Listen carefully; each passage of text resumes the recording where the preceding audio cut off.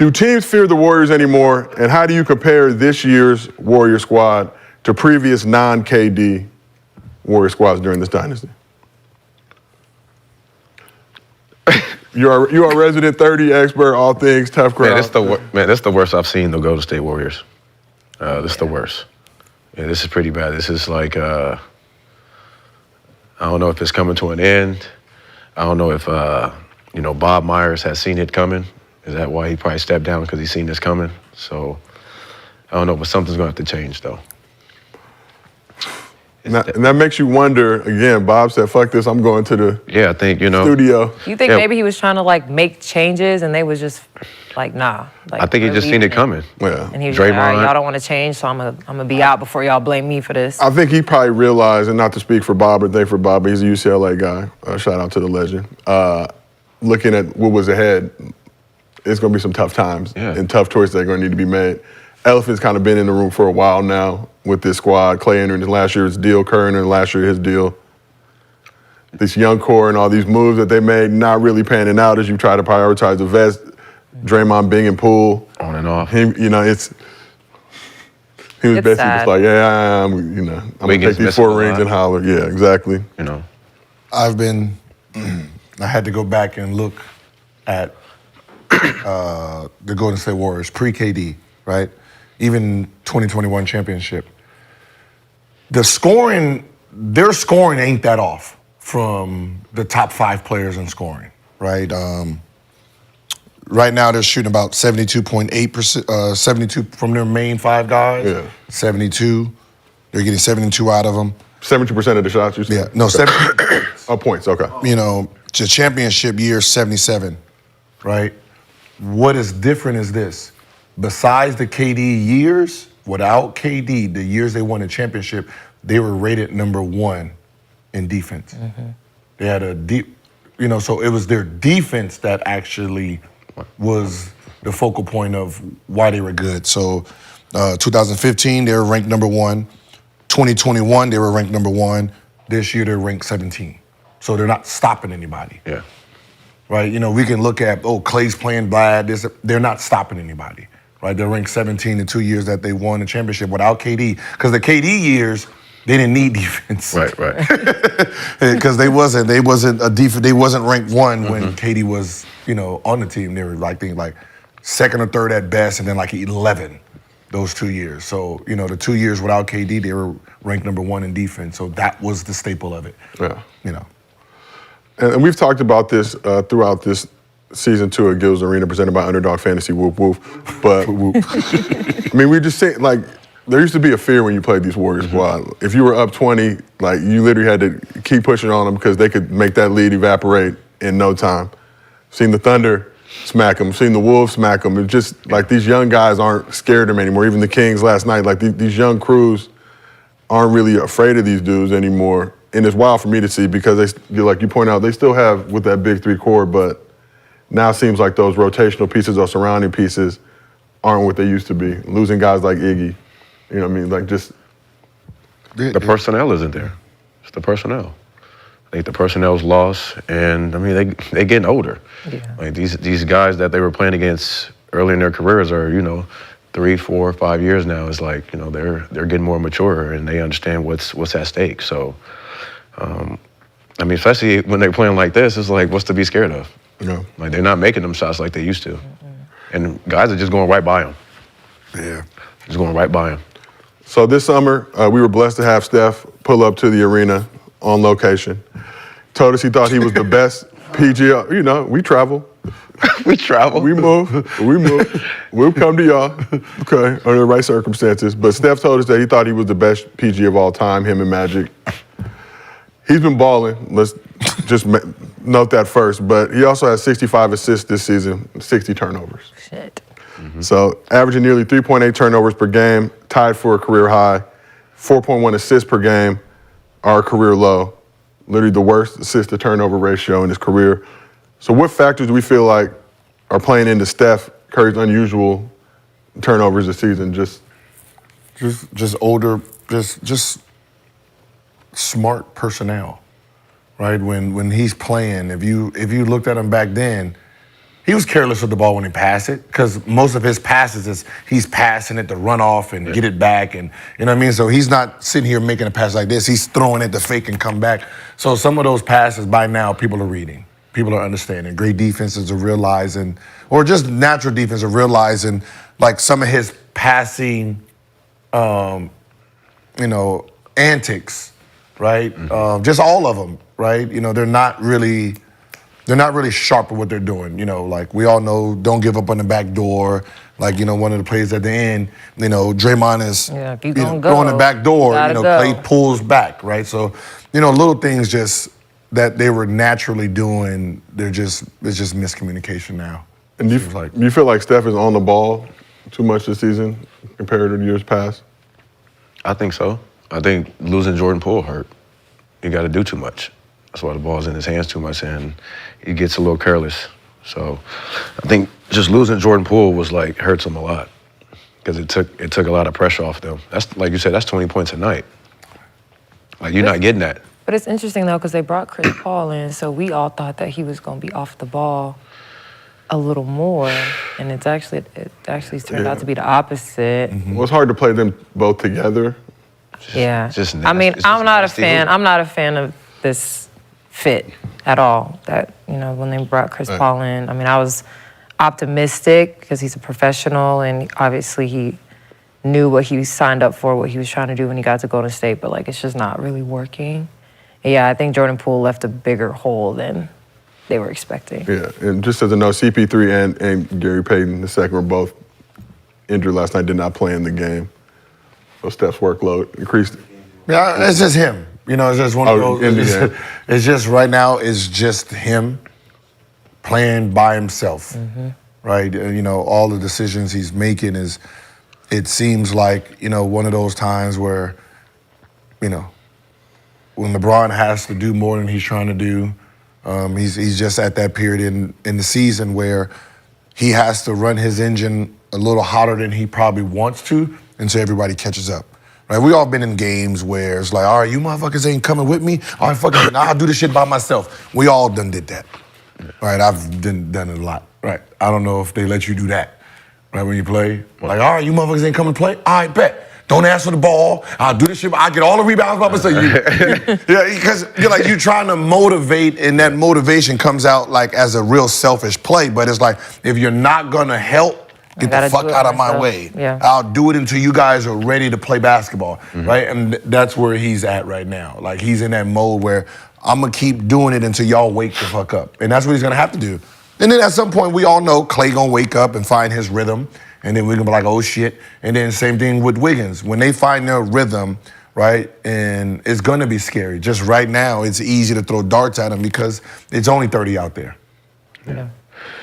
Mike Dunleavy got a lot of work to do this summer. Tell you that much. He's gonna have to get ruthless. He's gonna have to make some. He's gonna have to get ruthless, and he's gonna have to make a big trade to max out Steph for the next 3 years if they want to keep him. Yeah. So you're gonna have to do. You're gonna have to have the big balls and go in there and just. So 30 only one is safe on this roster. Do we feel like at this point? Yeah.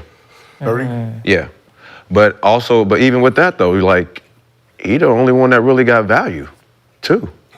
Like, you know, if you, if you get rid of Dre and you get rid of Klay and all these guys, it's like, yeah, but Steph the only one that really got value where you can get something back. Well, no, value is, someone who has value is probably Kuminga. The reason is his potential is still high. His play is low enough to get him for cheap. Right, he's really cheap enough to be like, all right, I'll take a chance on him, right? Because he's not making big money, and then if he ends up averaging 20, 18 a game, I done stole him, right? So he's probably that piece where if you're looking for a trade, if you want my guy, I'm gonna ask for Kuminga. Okay. Because he's on the verge of being, Harrison Barnes. Or he's, on the verge of probably giving me 20 a game, right? So he's Harrison Barnes, Wiggins. He's in that range. So if I can get him for cheap right now, I'll make a trade hoping he's in it. Yeah. So Warriors have another young player with some value. That's Moses Moody. Moody. One of the more questionable decisions in the game came when Steve Kerr decided to sub out Moody with 4:26 left in the fourth quarter. He scored all of his 11 points in the fourth quarter, just hit back-to-back threes. Then Kerr brought in Wiggins for him instead of Klay.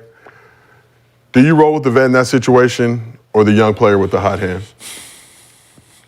You know, that whole sequence was a bunch of bad decisions where you took, I think you took Steph out at the end of the third, like 3 minutes left, put him back in with 1 minute left, and then play him all the way in the fourth quarter to like the 6 minute mark, then you sub them out, right? They're up 3, right? When Klay went out at the beginning of the fourth, they were up 9. From there, you're just messing up the rhythm. You put Curry back in with 3 minutes left, right? So you was already like disturbing what was going on. It's all situational. It's easy to say, yeah, go with him because he's hit 2 threes, but you're gonna always go with your vet. You're gonna go with your gut, and your gut says vet. I mean, Moody hasn't missed a shot, though, in the last 2 games. Hasn't missed a shot? I missed a shot. It was 4 for 4 in that game, 3 for 3, I think, from the three-point line. I'm just, Double-edged sword, man. If you put him in the game and he missed 2 big shots, It's like, why you have the young one in? why you got the young guy in? You know what I mean? So it's right there. You're just playing off of gut, and you're gonna go with your veteran. Because if you leave your veteran in, if your veteran takes shots that he normally takes, you can live with it. It's one of those you got to live with the decisions you made. I mean, the bigger issue is that they blew a 24-point lead. Yeah. So if we're gonna try and blame Kerr for his decision-making the last 3 minutes, and we're like missing the big picture of the fact that they blew a 24-point lead, and you are a veteran team with multiple championships. Like, that shouldn't happen. Yeah, I mean, there's Steph Curry on your team. Sportsmanlike conduct. You better stop. You better stop worrying. It's the tournament. So let's talk about Klay a little bit. It's no secret he's been struggling this season. During a recent interview, he got spicy at the notion of coming off the bench. What do you want me to bench me? No. It's like that's. Bench Wiggs? I don't think I said that. Okay. I mean, you can suggest it, it's fine. But I mean, beard rub. Thanks, Steve, I guess. Like, I don't know. Sometimes you earn these things like patience and time to find yourself. And I think history is on our side when it comes to that stuff. You say that. Have you heard people say that, or? No, I don't care what people say. Like, they don't do what we do. They can't do what they do. That's why they talk. Why would I? Like, come on. I don't care what people say at this point in my life. Next question. He's like, these motherfuckers. Hey, you motherfucker, where's my He's like, these motherfuckers. Now, for somebody saying he don't care what people say, That was giving I care a lot. He's looking like these motherfuckers. Yeah, you motherfucker, boy.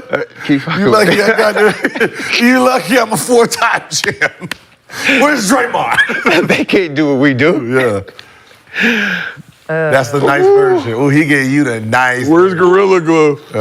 Where's Gorilla Glue? That's Draymond's new nickname for Gil's Arena. But, I mean, just hearing Klay talk like that, again, look, I'm not even the Warriors fan. Like, people know I'm a LeBron guy. I've literally hated this Warriors squad for years. But seeing it happen like this, as a fan of basketball and just, good teams, like, it's like shit, man. Being on the side of media and we see it, yeah, we're gonna throw your jabs. That's what we do. Yeah. As a player, he's right. I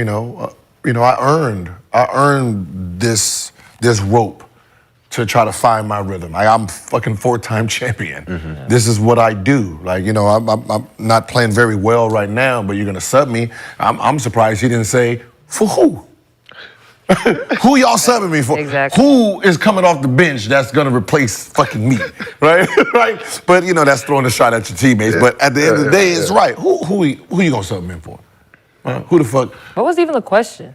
Nothing. He just suggested it. It's basically talking about patience and, Yeah, I'm just like, the comments like that are just wildly disrespectful to a player like that. Like to potentially career-ending injuries for a lot of players that he's recovered from, comes back, wins a championship, and you're asking him questions like, "Oh, are you happy that your coach is being patient?" Like, what? What kind of what? Like, why would you even ask that? Like, he's a little older. Get like that response and get on yeah, I Gil's mean, Arena. everything is for a response, and he fell right into that trap. And usually, he's pretty good at not falling into that trap. But I mean, they got him with that statement. But I just feel like media members are just they cross lines sometimes. Isn't that's the problem? It's like Why would you ask or even suggest coming off the bench? Because he didn't suggest it, but he did. yeah. Yeah. But he's not above coming off the bench. But people were saying like, well, Steph came off the bench, but like they were coming back from injuries. Like they weren't coming back from poor shooting performances. So That was more symbolic. Like we knew Steph wasn't gonna. Like he's not gonna. yeah, be but no. You start looking around. You gotta look at the lineup. Who's on our team? Like, is there somebody on our team that I don't know about? Shit. So Brandon's last question. You said the Warriors are cooked. Do you believe it? Mike, Dunleavy got a lot of work to do. He's going to have to go in there ruthless and make a trade. He's going to have to make a big-time trade. Bob Myers left for a reason. He's like, y'all can have that. Go ahead and deal with that mess. Nah, I mean, For real. Because, Steve Kerr's up this year. Klay's up. yeah, if you're You gotta see it, Dunleavy, this is not a position you want to be in because Unless he wants to get ruthless. It's either a fail or genius. There's no in between. Yeah. You got too many people up, right, at the same time, and you got to figure out who is priority. You got Steve Kerr up, you got Klay, you got Curry coming up, you got to sign Kuminga back. Like, ooh. Yeah, you got a lot. Like, Yeah. he needs to just get ruthless. Just make a trade. On some Tupac, on some Tupac, like, hit him up. Hit him never, up. never coming back. Damn. This is not how I saw this dynasty. Riding into the sun, but this is how And I'm going to tell you who's in that trade. It got to be Dre, it got to be Klay, and it got to be Kuminga. Dre, Klay, Kuminga, and then go down to the Clippers and get some of them. Yeah. Yeah, you got to do like you got to go in there and just, and then also think about if you want Steve Kerr to come back.